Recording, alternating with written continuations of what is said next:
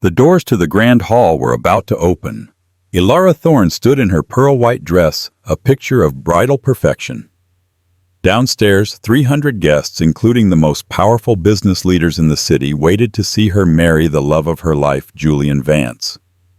But in her hand, hidden in the lace of her sleeve, was a tiny folded note. A note she'd found just minutes before, tucked inside her groom's suit jacket. It wasn't his vows. It was a message to his mistress detailing the plan to ruin her after the wedding. The music started, and Elara knew she had a choice: run or rewrite the entire script. The bridal suite at the Grand Astoria Hotel was a cloud of white Toul champagne steam and the faint sweet smell of peonies. Elara Thorne stared at her reflection in the towering gold-leaf mirror. The woman looking back at her was someone she barely recognized. Not the late-night coder, coffee-fueled graphic designer, but a vision sculpted by Vera Wang with diamonds glistening at her throat that had been a wedding gift from her soon-to-be mother-in-law. "You are without a doubt the most beautiful bride this hotel has ever seen," her brother Marcus said, leaning against the doorframe. He was in his tuxedo, his dark hair slicked back, but his smile was the same one that had comforted her after scraped knees and college breakups. Elara smiled, a genuine, bubbling-over smile. "You have to say that. You're my brother. And as your brother, it's my job to be honest. Julian is a lucky guy. A very lucky guy. Still not sure he deserves you, but—" "Oh, stop it," she laughed, adjusting an earring. "He's perfect." And to Elara he was. Julian Vance was the complete opposite of her. She was spreadsheets and quiet creativity. He was boardroom charisma and blinding confidence. He was the heir to the Vance global logistics empire, a man who commanded a room just by walking into it. Their romance had been a whirlwind, a chance meeting at a tech gala, a first date that lasted 6 hours, and a proposal under the northern lights in Iceland just 8 months later. He championed her small-time design firm Thorne Design, and never once made her feel less than. A frantic knock shattered the calm. It was Liam, Julian's best man, looking pale and flustered. "Elara, thank God. I'm so sorry to barge in, but we have a code red," he panted. What's wrong? Is Julian okay?" Elara's heart leaped into her throat. He's fine, he's an idiot. He left his handwritten vows in his suit bag, the one he used this morning. He says he thinks he left it in the closet here when he dropped off your gift." Elara's shoulders slumped in relief. "Oh, is that all? Thank goodness." She pointed to the walk-in closet. "It's in there, the black leather garment bag. I saw him hang it up." "You're a lifesaver," Liam said. "The music is starting in 10. I've got to run back." He disappeared as quickly as he'd arrived. Elara sighed, shaking her head with a fond smile. Typical Julian. Always focused on the big picture, forgetting the small details. She walked into the expansive closet, the silk of her dress whispering over the marble floor. There it was, the sleek, ridiculously expensive leather garment bag with the Vance monogram. She unzipped the main compartment. There was his discarded shirt from the morning and a small leather-bound notebook. His vows. She smiled, pulling it out. But as she did, her fingers brushed against something hard in an inner pocket. A tablet. A small, dark gray iPad mini, one she didn't recognize. She almost zipped the bag back up. It wasn't her business. It was just an iPad. But a notification lit up the dark screen. The screen wasn't locked. It was a simple banner notification from the Notes app. The title of the note was The Plan. T. Elara frowned. T.A. colleague. And why was the plan locked and shared? Julian was meticulous, but this seemed clandestine. A different woman, a more trusting woman, would have zipped the bag and walked away. But Elara Thorne had built her entire company on one principle: pay attention to the details. Her heart began a low, heavy drumbeat against her ribs. She tapped the notification. Because it was a shared note, it opened instantly. It wasn't a business plan. It was a letter. "My dearest Julian," it began. The font was elegant cursive. "Just a few more hours, my love. I'm already at our suite at the St. Regis overlooking the park just like you promised. I'm wearing the red dress you love. Get through this dreadful, boring ceremony. Remember the script act, adoring act, smitten, and make sure her brother Marcus sees you doting on her. We need him to be her rock when you pull the plug, so he'll advise her to sign the dissolution papers quickly for her own good." Elara's breath caught. She read the words, but her brain refused to assemble them into a coherent thought. Dreadful ceremony, act adoring. She scrolled down. It got worse. Once the I do's are done, the clock starts. Your lawyers confirmed that after 90 days of marriage, your stable family man image will be cemented. The board will vote you in as CEO, and the Sterling Price merger will be unstoppable. Genevieve is a genius for finding that morality clause in your father's will. And as for Elara, her little Thorne design company is the perfect bonus. Your PA found that she foolishly cross-collateralized her business loans with her personal equity. Once you're married, you just have to co-sign on a new joint home loan, which will give your lawyers the opening they need. By the time you file for divorce in 6 months, she'll be tangled in so much joint debt that she'll have to sign over her company to you just to stay afloat. She'll be ruined and we'll be in Santorini finally free. I love you more than anything. Be strong. You're Tori. Elara read it again, and a third time. The name. Tori. Victoria Blackwood. Julian's ex-girlfriend. The one he'd sworn was just a toxic, obsessed former flame from college. Genevieve is a genius. His mother. The woman who had given her the diamond necklace. She'll be ruined. A drop of water hit the iPad screen. Elara touched her cheek. She was crying, but the tears were icy cold. She wasn't just being cheated on. This wasn't a last-minute betrayal. This was an execution. Her company, her future, her entire life. It was all just a bonus in a hostile takeover of her own life. She heard the faint, triumphant sound of the orchestra's trumpets downstairs. The processional was beginning. The woman in the Vera Wang dress looked back at her from the mirror. Her face was a mask of white horror. Elara Thorne, the happy bride, died in that closet. The woman who walked out was someone else entirely. The first sensation was the crushing weight of the dress. Suddenly the 30 pounds of silk and beading felt like an anchor dragging her to the bottom of a frozen lake. The air in the room was too thick to breathe. Elara stumbled out of the closet, the iPad clutched in one hand, Julian's stupid, meaningless vow book in the other. She made it to the antique chaise lounge before her legs gave out. The room spun. The sweet smell of the peonies was suddenly cloying rotten. She felt a violent wave of nausea and barely managed to grab the silver champagne bucket, vomiting the morning's light breakfast of fruit and yogurt into the melting ice. Her whole body shook. It wasn't just a betrayal. It was the architecture of it. The precision, the teamwork. Julian, his mother. Genevieve, his ex-Victoria.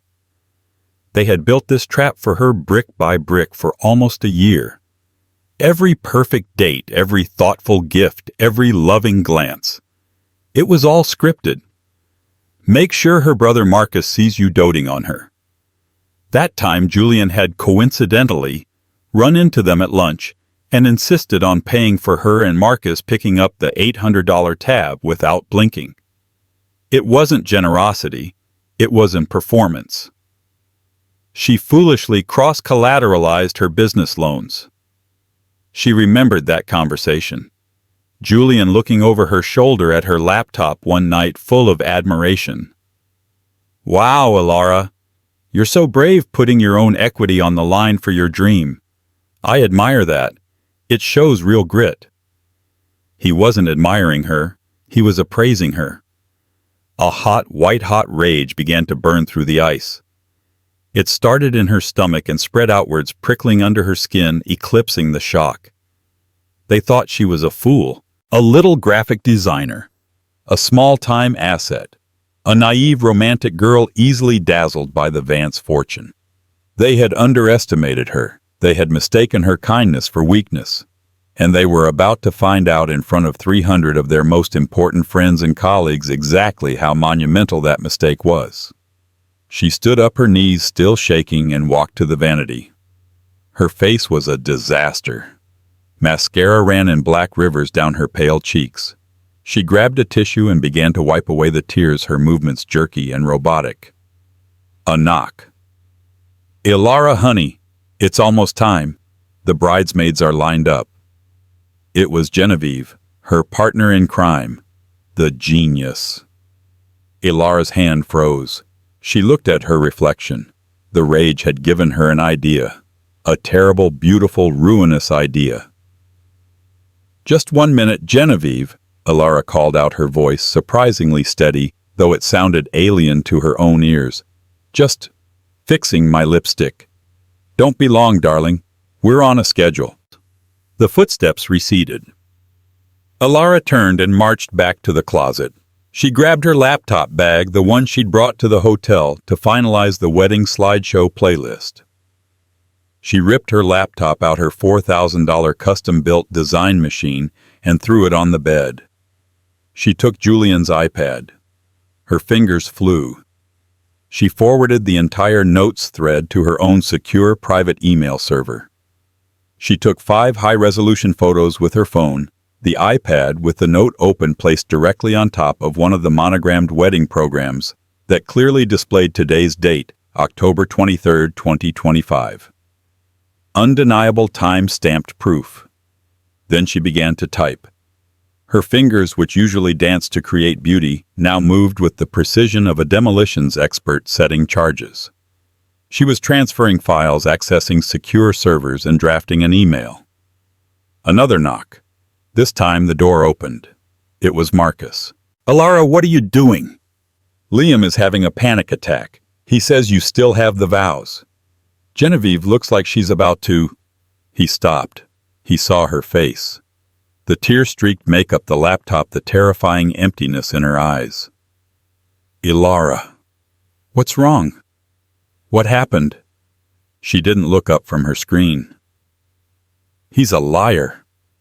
"What, who, Julian?" "He's not just a liar," she said, her voice a low growl. "He's a thief, and his mother is his accomplice." "What are you talking about?" Marcus rushed to her side, grabbing her arm. "Elara, you're scaring me." She finally looked at him, and the raw pain in her gaze made him flinch. "I found this." She nodded at the iPad on the bed. "It's a letter from Victoria Blackwood. The wedding is a sham, Marcus." She summarized it in cold, brutal sentences. The morality clause, the CEO position, the plan to seize her company Thorne Design by trapping her in joint debt, the 6-month divorce plan. Marcus's face went from confusion to disbelief to a dark, murderous rage that eclipsed her own. "That son of a bitch! I'll kill him! I'll tear him apart right at the altar!" He turned to leave the room, his fists clenched. "No." Elara's voice was sharp as a whip. He stopped. "You won't lay a hand on him," she said, and her voice had a new terrible authority. "You will not give him the satisfaction of a physical confrontation.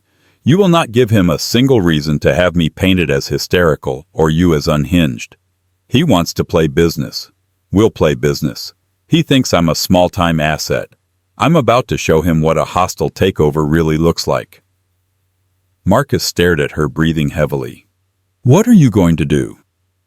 "First," she said, holding up Julian's vow book, "you're going to return this to Liam. You're going to smile, tell him I was just emotional and that I'll be right out. You are going to act perfectly normal." "Elara, I can't just—" "Yes, you can," she commanded. "Then you're going to come right back here, and you are going to find Mr. Harrison, my lawyer. I saw him on the guest list.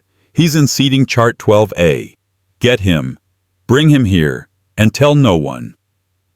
"Elara, are you still going to—" He couldn't say it. Elara stood up.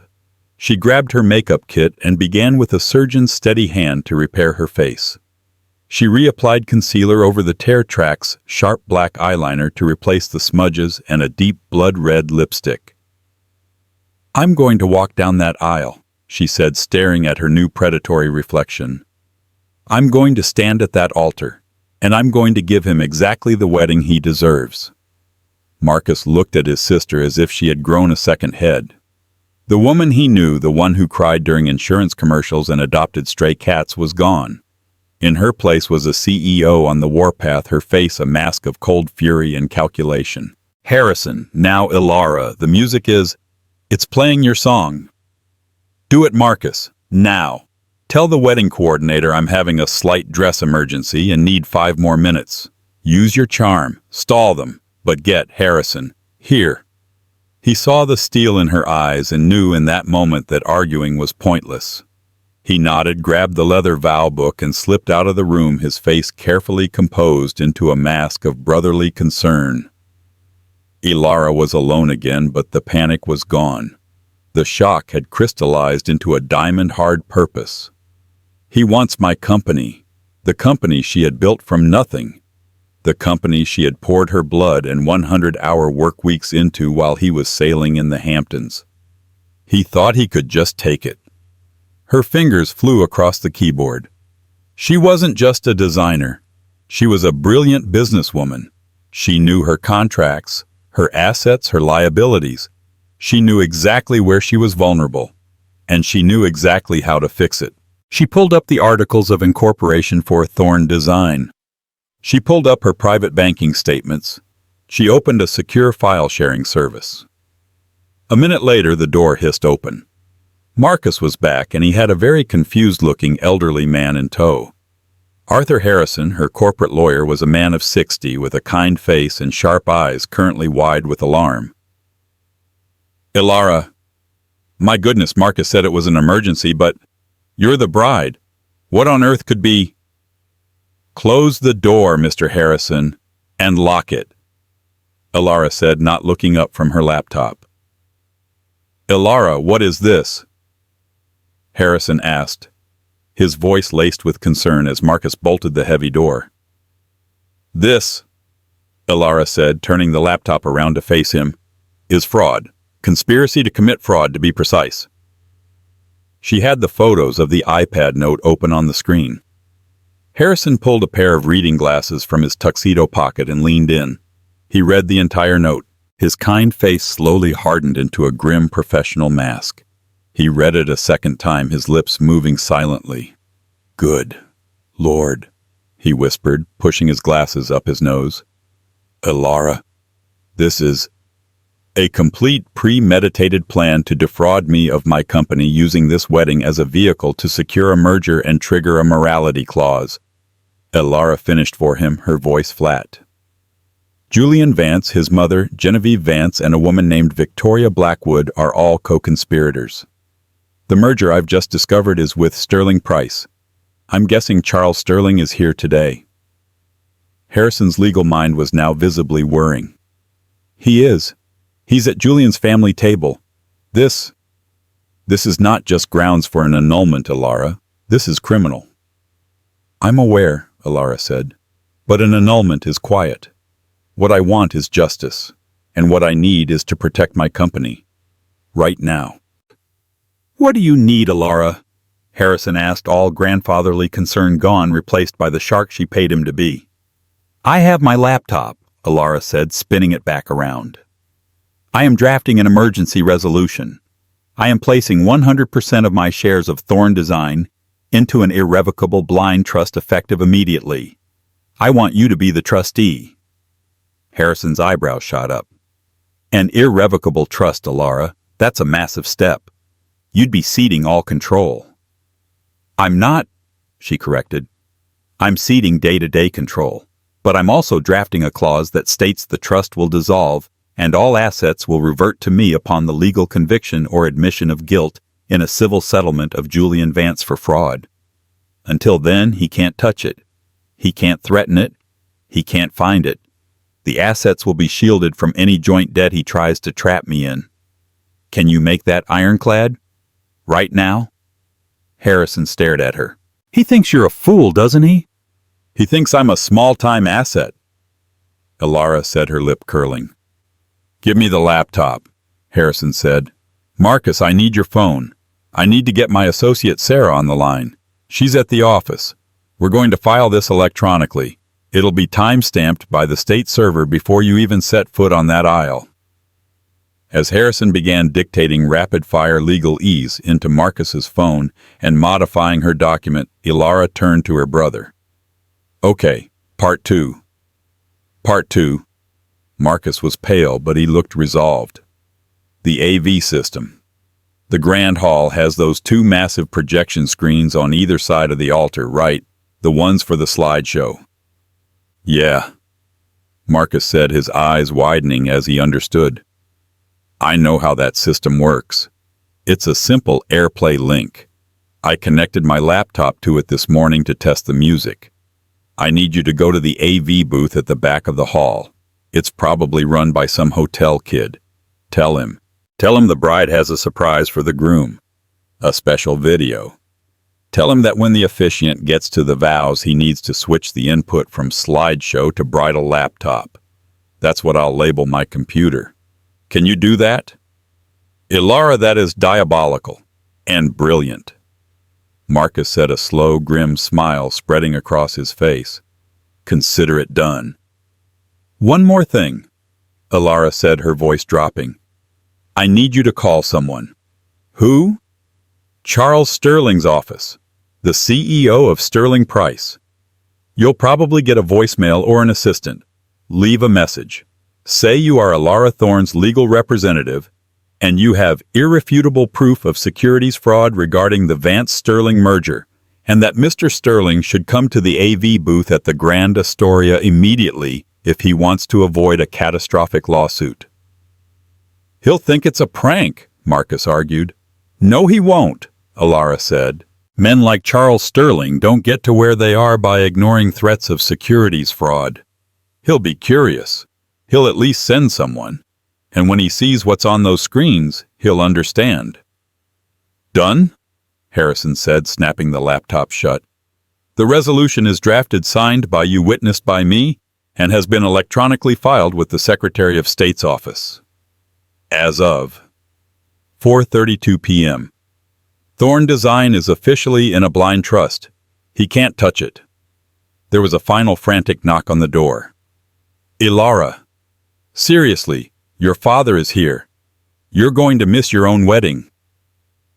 It was the wedding planner, her voice cracking with stress. Elara stood up. She smoothed the front of her dress. She looked at Marcus and Mr. Harrison. "Gentlemen, thank you for your help. Now, if you'll excuse me, I have a wedding to attend." She opened the door. Her father, gray-haired and beaming, stood there. "Sweetheart, there you are. I was getting worried." "I'm ready, Dad," Elara said, taking his arm. Her hand clutching her bouquet was rock steady. "I wouldn't miss this for the world." The heavy oak doors of the Grand Hall swung open. A wave of sound and light hit Elara, the soaring swell of a string quartet playing Canon in D, the blinding flash of photographers' cameras, and the collective admiring sigh of 300 guests rising to their feet. For a split second, the sheer weight of the moment, the performance of it all, almost made her knees buckle. This was supposed to be the happiest walk of her life. She was walking towards a man she had until 45 minutes ago loved with every fiber of her being. Now she was walking toward an enemy, a con man. Her father, oblivious and proud, squeezed her arm. "Ready, sweetheart?" he whispered, his eyes shining with tears. "I'm ready, Dad," she whispered back. The lie tasted like ash, but it was necessary. She couldn't let him be part of this. Not yet. She kept her eyes fixed forward, the aisle lined with thousands of white roses that now seemed funereal, stretched before her like a mile-long tightrope. With every step she scanned the crowd. She saw them all.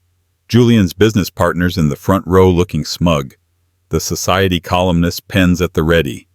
She saw Julian's fraternity brothers already looking half-drunk and rowdy, and she saw her own family, her aunts and cousins, weeping with joy. A fresh spike of rage pierced her. They had all been invited here to witness her humiliation, to be props in Julian's grand fraudulent play. She saw Mr. Harrison, her lawyer, slip quietly into his assigned seat at table 12. He met her gaze and gave a single imperceptible nod. The company was safe. Charge set. Then at the back of the hall she saw Marcus. He wasn't in his spot in the groomsman line. He was standing near the AV booth, talking animatedly with the young hotel technician wearing his most disarming smile. The technician nodded, his eyes wide. Marcus gave her a tiny thumbs up before blending back into the shadows. Charge set. Finally her eyes landed on him. Julian. He stood at the altar framed by a massive arch of flowers, looking impossibly handsome in his custom Tom Ford tuxedo. He was beaming, his eyes shining with adoration.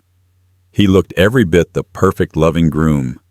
He even wiped a fake tear from his eye as she approached. Remember the script act? Adoring act smitten? The words from the note echoed in her head. A cold, feral smile touched her lips. He's good, she thought. He's a fantastic actor. But Elara was a better one. As her father gave her hand to Julian, a jolt of pure revulsion shot up her arm. Julian's hand was warm and strong. He leaned in. You look breathtaking, Elara. He whispered, his voice thick with fake emotion. I can't believe how lucky I am. You have no idea, Julian, she whispered back, her voice just as thick. He mistook it for bridal nerves and gave her hand a confident proprietary squeeze. He led her up the final step to the officiant, and then she saw them. The cufflinks. They weren't the antique sapphire and platinum ones she had spent 3 months sourcing, the ones that matched her engagement ring. They were ostentatious gold panther-shaped monstrosities with ruby eyes. She'd seen them before, in a photo on Victoria Blackwood's Instagram months ago, before she'd blocked Elara. The caption had read, "A little gift for my king." Julian had worn his mistress's cufflinks to their wedding. The audacity of it, the sheer profound arrogance, was the final drop of fuel on her pyre of rage. Any last lingering trace of doubt, any flicker of maybe I'm wrong, was incinerated. The officiant, a kind-faced man named Dr. Alistair Finch, began to speak. Dearly beloved, we are gathered here today in the sight of God and this loving community to join together Julian Vance and Elara Thorne in the sacred bond of matrimony. Elara's vision tunneled. The 300 guests disappeared. The music faded. It was just her and the man who had tried to destroy her. She watched his face, committing every micro-expression to memory. The slight confident tilt of his head, the way his eyes crinkled when he smiled his fake smile. A bond built on love, trust, and mutual respect, the officiant continued. Elara almost laughed. Who gives this woman to be married to this man? Her mother and I do.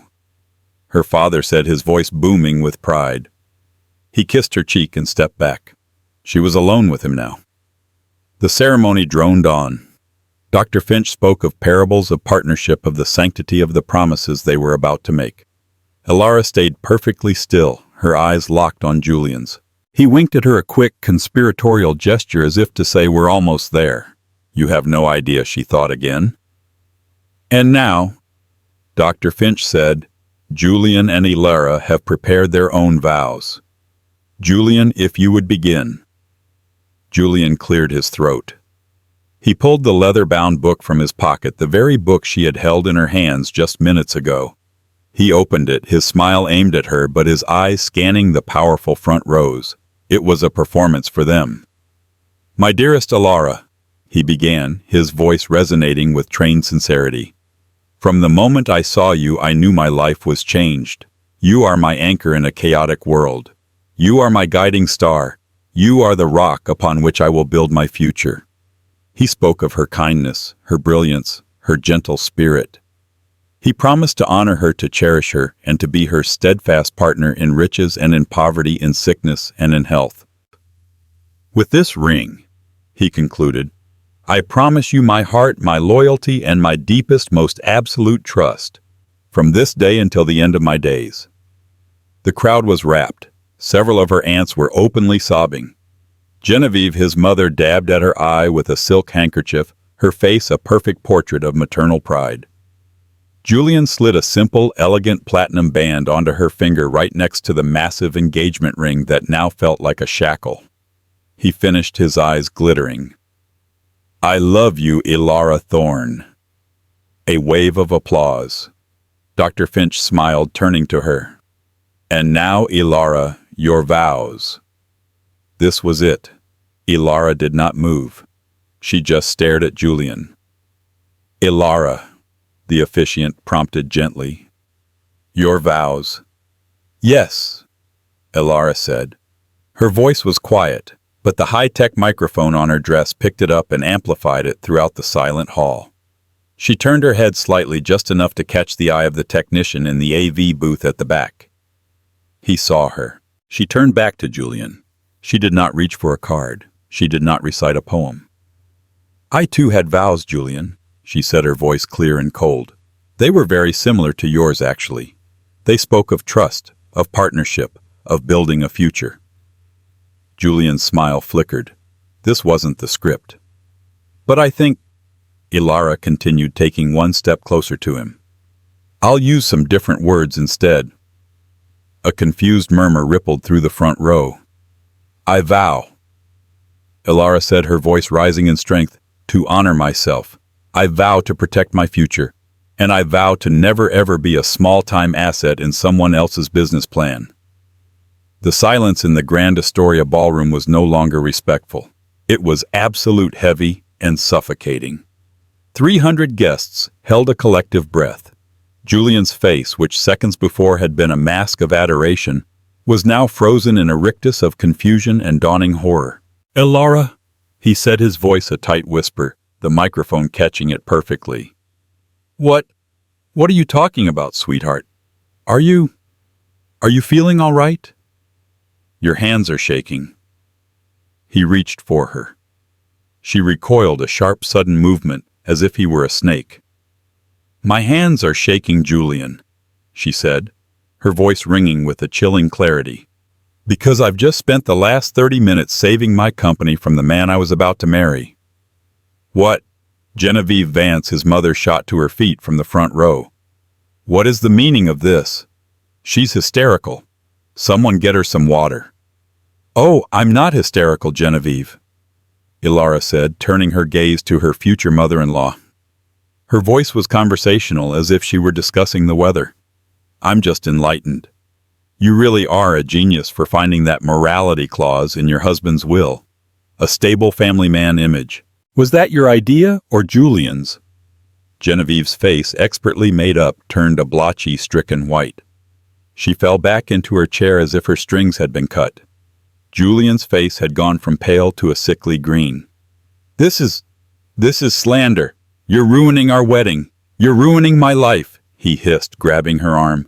"No, Julian," Elara said, yanking her arm free with surprising strength. "You were ruining mine. You just didn't finish the job." She turned to the shocked crowd.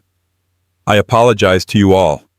You came here for a wedding, but you're getting a hostile takeover instead." She looked to the back of the room. "Marcus, now." On cue, the two enormous 20-foot projection screens on either side of the altar, which had been displaying a tasteful J&E monogram, flickered to black. And then they lit up.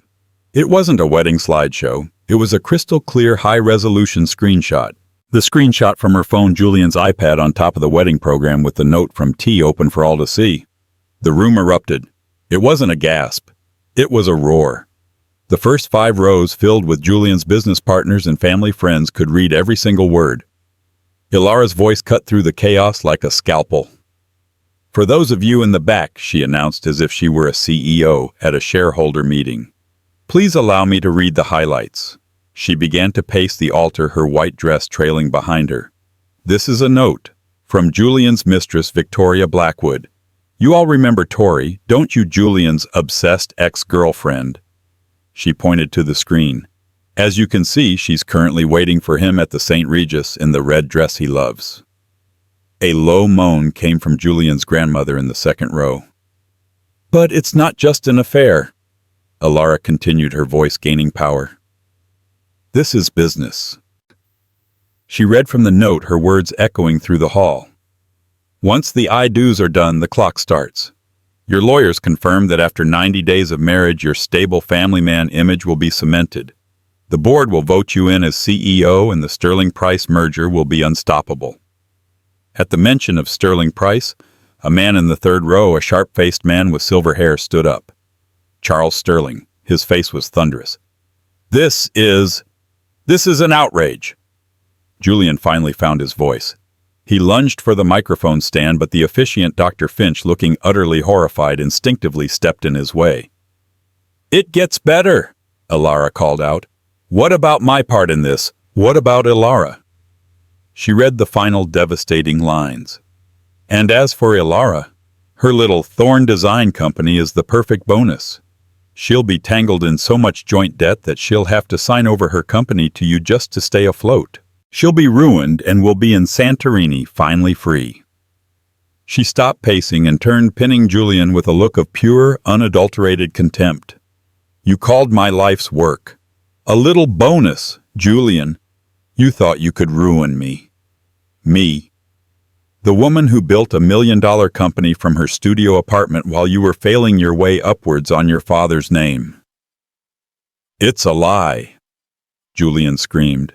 He was desperate now, his eyes darting to the exits, to his business partners, to Charles Sterling. She faked it. She's a graphic designer. She photoshopped it. It's all fake. Is it? Elara asked calmly. Is it fake, Julian? Or were you just arrogant enough to leave your private unlocked iPad in your suit bag? Were you so arrogant that you wore her cufflinks to our wedding? She reached out and with 2 fingers flicked the gold panther cufflink on his wrist. The click of her nail against the metal was caught by the microphone. Julian looked at his own wrist as if it had betrayed him. That single tiny detail was the final nail in his coffin. It was a detail, she would know, a detail that couldn't be faked. The entire room saw his guilt. The wedding, Elara said, her voice dropping, is off. You bitch! Julian roared, his polished mask completely gone, revealing the feral, spoiled child beneath. You will not do this to me. You've just destroyed my career. You've destroyed my life. No, Julian, Elara said, her voice hardening. You destroyed your own life. I'm just the one who turned on the lights. You'll pay for this, Genevieve shrieked, climbing over chairs to get to the aisle. We will sue you for every penny you have. We will destroy Thorne Design. You'll be a pariah. No! A new voice boomed from the back of the hall. The crowd parted. Charles Sterling, the CEO of Sterling Price, was striding down the aisle, his face a mask of cold corporate fury. He was flanked by Mr. Harrison and Elara's brother Marcus. Sterling didn't even look at Elara. He walked straight up to the altar and stopped staring at Julian with utter disgust. Mr. Vance, Sterling said, his voice quiet but carrying more menace than all the shouting. My team and I were just in the AV booth reviewing the full note thread. Consider the Sterling Price merger and any future business with Vance Global terminated. Effective immediately. Charles, no please, Julian begged, his voice cracking. It's a misunderstanding. We can fix this. Fix this, Sterling scoffed. You just attempted to commit securities fraud using a morality clause and a sham marriage as your primary leverage. My legal team will be filing a motion with the SEC by 9 a.m. tomorrow. You are finished. As if on cue, the 2 security guards that Sterling had brought with him moved to flank the altar. Genevieve Vance let out a sound, a high-pitched wail of pure despair, and collapsed in the aisle. Julian looked at Sterling. He looked at his mother. He looked at the 300 horrified faces staring at him. And finally he looked at Elara. His eyes, once so loving, were now filled with a hatred so pure it was almost black. He lunged. It wasn't a push. It was a full-bodied tackle. He lunged at Elara, his hands outstretched, aiming for her throat. You ruined me! But he never made it. Marcus, who had been waiting for just such a move, was faster. He met Julian mid-air, his fist connecting with Julian's jaw in a sickening crack that echoed through the ballroom. Julian went down like a sack of bricks, his head hitting the altar step. He was out cold. The ballroom descended into pure chaos. People were screaming. Photographers were flashing pictures of the unconscious groom.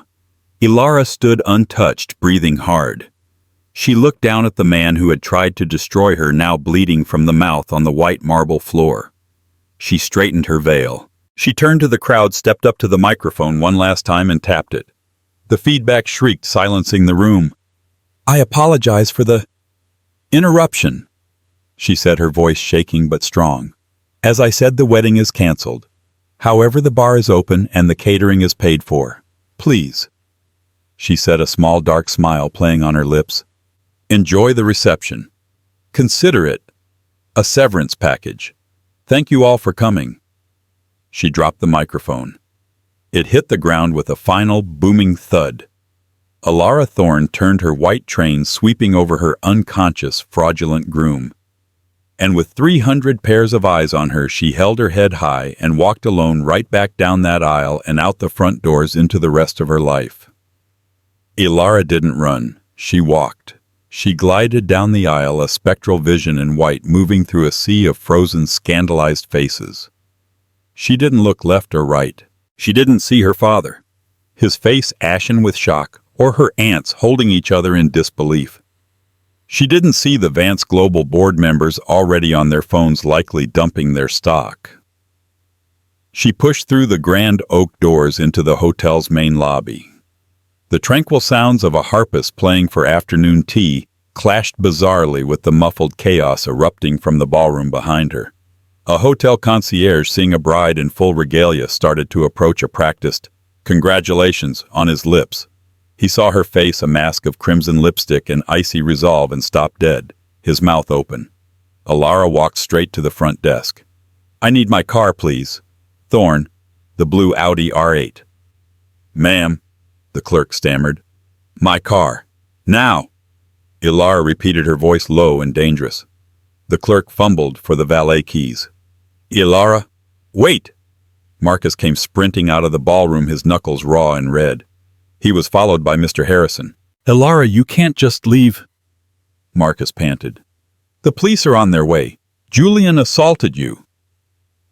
"He didn't touch me," Elara said flatly. "You did. You assaulted him. He lunged at you.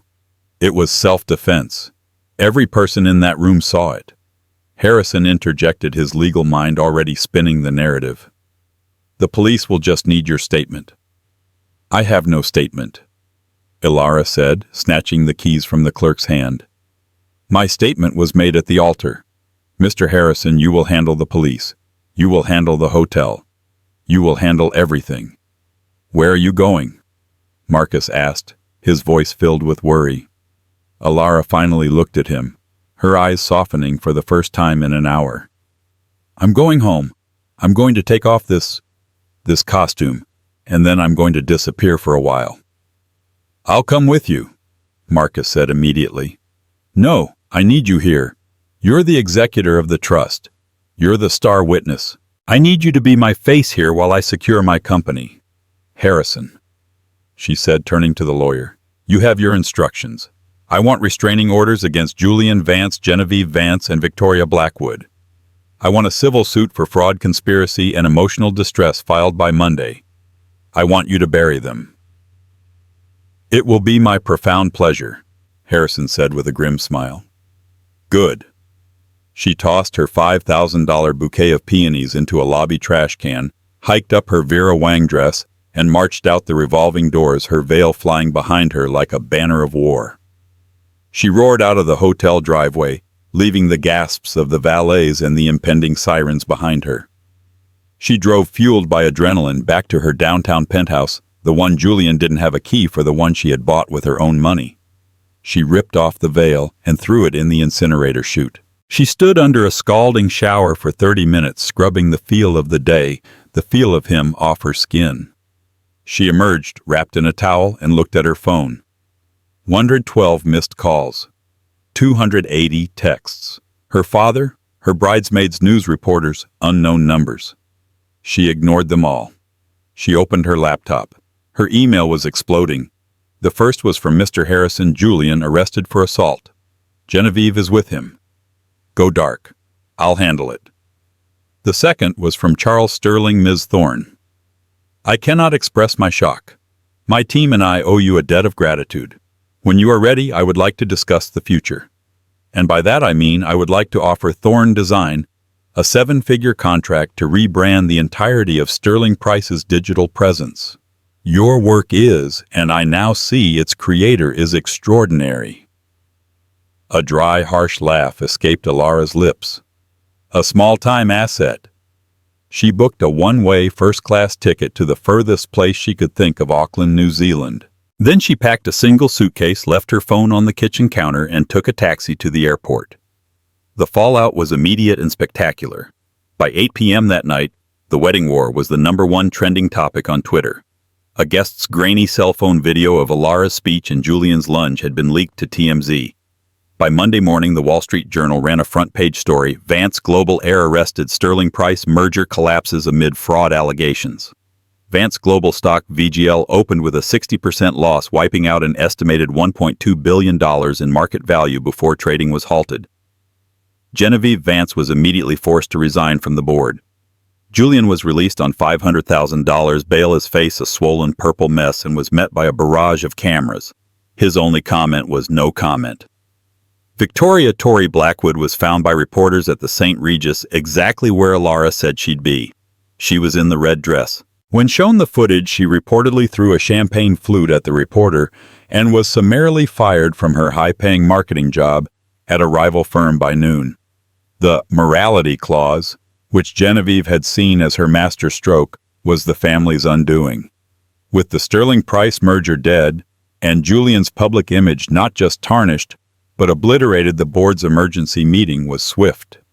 Julian Vance was stripped of his inheritance and his position at the company. The board, in a desperate move to save the company, ousted the entire Vance family from operational control. In less than 72 hours, the Vance dynasty had crumbled. Elara was gone for 6 months. She didn't go to New Zealand. She'd used that ticket as a decoy. Instead, she'd flown to a small, quiet island in the Caribbean, paid in cash for a 3-month villa rental, and lived on fresh fish, fruit, and solitude. She'd spent the first month sleeping, the second month crying, and the third month planning. She communicated with no one except Marcus and Mr. Harrison through a secure encrypted email address she'd set up. They handled the whirlwind. They handled her distraught father, explaining the situation gently, and he quickly turned from confused to incandescent with rage, pouring his own resources into her legal battle. The civil suit was a bloodbath. Faced with the time-stamped note, the testimony of 300 witnesses, and Charles Sterling's own legal team providing evidence of the securities fraud, the Vance family had no choice but to settle. Elara didn't want their money. She wanted them neutered. The settlement was brutal and precise. Julian and Genevieve were to sign a public 10-page-long admission of their conspiracy, detailing every step from the morality clause to the plan to bankrupt her. They were to forfeit any and all claims to any asset, present or future, tied to Elara Thorne. Finally, Julian was to publicly apologize.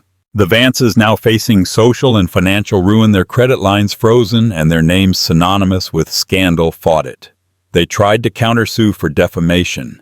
Mr. Harrison simply threatened to release more evidence: the months of emails between Julian and his mother that Elara's forensic team had pulled from his recovered hard drive. They signed. The day the settlement was finalized, Elara was sitting at a cafe. Not in the Caribbean. She was in Santorini, Greece. She was watching the sunset, the iconic blue-domed churches gleaming in the orange light, a glass of Assyrtiko wine in her hand. It was, she had to admit, a beautiful place. Ashamed to let it be their spot, she decided to reclaim it as her spot. Her new burner phone buzzed. It was an email from Marcus. Subject: it's done. Body: they signed. All of it. The apology will be in the Times tomorrow. Julian is a broken man. Genevieve is selling their estate. It's over, Elara. Come home. Elara smiled a real, genuine smile. She closed the email. She pulled a piece of hotel stationery and a pen from her bag. She began to write.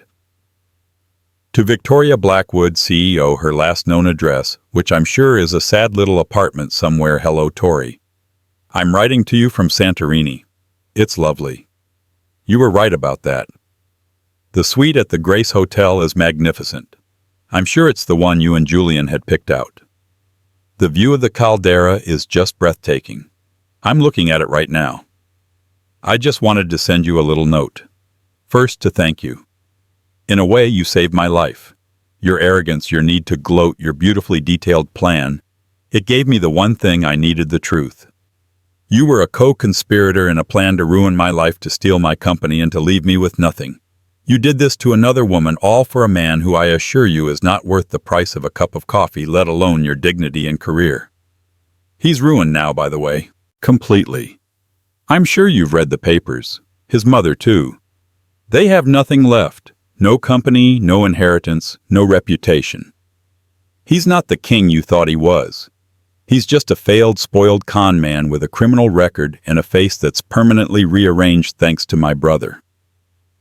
I, on the other hand, am thriving. Thorne Design, you called it little, just signed a massive contract with Sterling Price, a deal that has tripled our valuation. I've rebranded. We're opening a London office next quarter. I'm telling you this not to be cruel, but to be clear. You and Julian and Genevieve, you are footnotes. You are the before picture in my after story. You thought you were predators, but you were just noise. I hear you're suing Julian for emotional distress. Good luck with that. He's broke. And frankly, you deserve each other. Enjoy your life, Tori. Whatever is left of it. I'm sending this letter, but I'm also sending you a small gift. Something to remember me by. Warmest regards, Elara Thorne, CEO, Thorne Global. She folded the note and put it in an envelope. She had already arranged for a courier service. The gift was a small engraved silver box. Inside, resting on a velvet cushion, were the gold and ruby panther cufflinks. When Elara returned to New York, she was not the same woman who had left. She didn't return to her old penthouse. She sold it. She cut her hair into a sharp, practical bob. The soft, flowing pastels she used to wear were replaced by structured blazers, sharp stilettos, and an aura of absolute command. She formally dissolved the blind trust and rebranded Thorne Design into Thorne Global. The Sterling Price contract had opened a floodgate. Her story, the bride who took back everything, had made her a legend in business circles. She wasn't just a designer anymore. She was a strategist. Corporations hired her not just for her aesthetic, but for her audacity. Her first shareholder meeting as CEO of Thorne Global was held in the main ballroom of the Grand Astoria Hotel. She had rented it out specifically for that purpose. Standing on the very spot where she had been meant to marry, she instead presented a 40% growth in quarterly profits. Marcus was by her side not as her protective older brother, but as her COO. Mr. Harrison was her general counsel. She had built an empire not on a man's name, but on her own resilience. She did not date. She worked. She built. She conquered. One evening about a year after the wedding she was leaving her new office in the Seagram building. Her driver was waiting, but she waved him off, opting to walk in the crisp autumn air.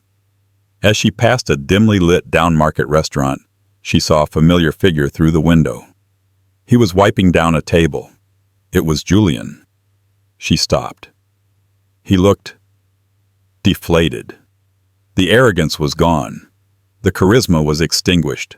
He had gained weight, his hair was thinning, and he was wearing the cheap, ill-fitting uniform of a busboy. He hadn't just lost his money. He had lost the aura of power that had been his entire identity. He looked up, catching a glimpse of a woman in a tailored Armani coat staring at him through the glass. Their eyes met.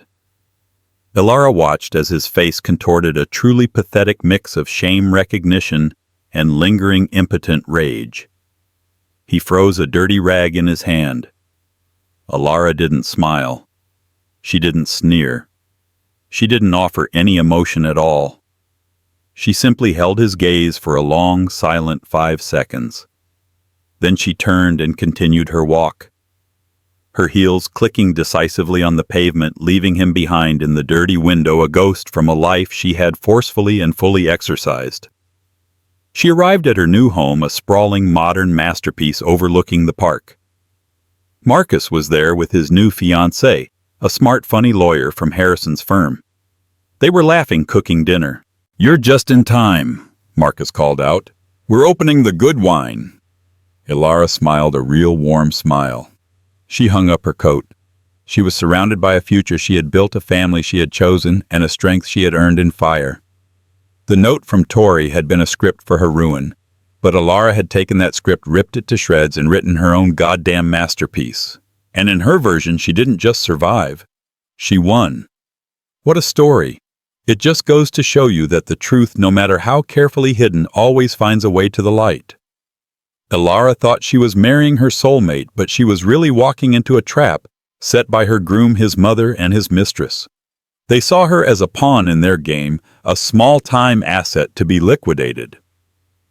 But they forgot one crucial detail: you should never, ever underestimate a woman with nothing left to lose. She didn't just save herself. She took back her power, her company, and her life, all in front of 300 witnesses. What do you think of Elara's revenge? Was it the perfect karma, or should she have just walked away? Let us know your thoughts in the comments below. We read every single one. If you love this story of justice and a real-life twist, make sure to hit that like button, and please subscribe to the channel and turn on notifications. We have so many more dramatic stories coming your way. Thanks for watching.